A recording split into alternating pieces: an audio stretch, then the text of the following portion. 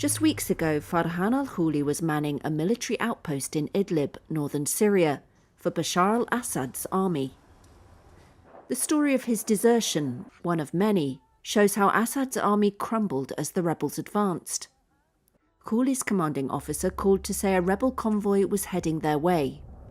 They were just 3 men, badly paid and demoralised, one deemed unfit by his superiors to bear arms. They were meant to be 9, but others had bribed their way out. They should stand and fight, the officer said. Instead, Khouli put his phone on airplane mode, changed into civilian clothes, dropped his rifle and fled. Ending up in Damascus, now taken by the rebels, where he got this job at a horse stable. On the road he saw other groups of deserting soldiers.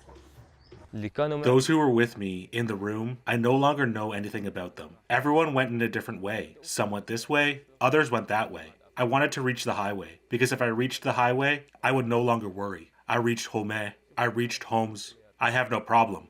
I saw all the people gathering. It was over. They fled. The whole area was gone. I said, praise be to God. I am here. By God Almighty. When they said that the whole area had fallen, I started to cry with joy.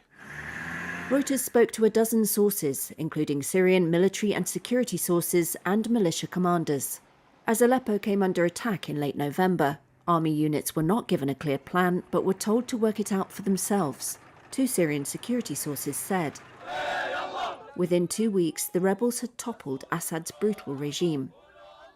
His army lacked leadership and a defence strategy, the sources said, and had lost much of its commanding structure, the Iranian military advisors and militia allies such as Hezbollah, who'd left as war with Israel escalated.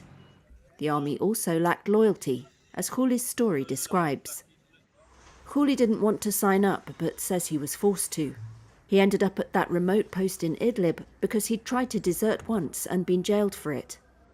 One former major told Reuters the use of forced conscripts was a fatal mistake. Khouli says he had to do heavy manual labour in extreme heat and cold.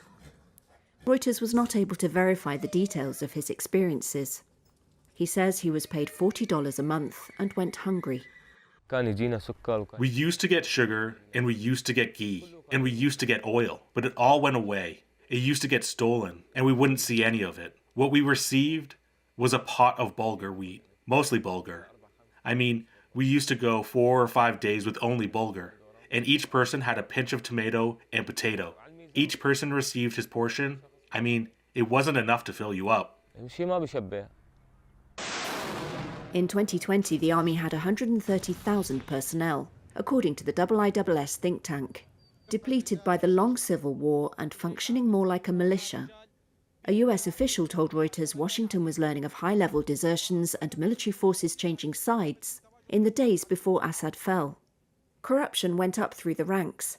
Colonel Makhlouf served in an engineering brigade stationed in Hama, but said he deserted before the city fell on December 5th. He said if anyone complained about corruption, they were questioned at a military court, which happened to him more than once. A serving senior military intelligence officer told Reuters anger had been building against Assad personally within the military, especially over the past year, including among core high-ranking supporters from his minority Alawite community. Despite his army past, Khouli says he has no fear for the future. I'm happy and at ease, he says. I'm not afraid at all. عم صلي وادعي اني ارتحت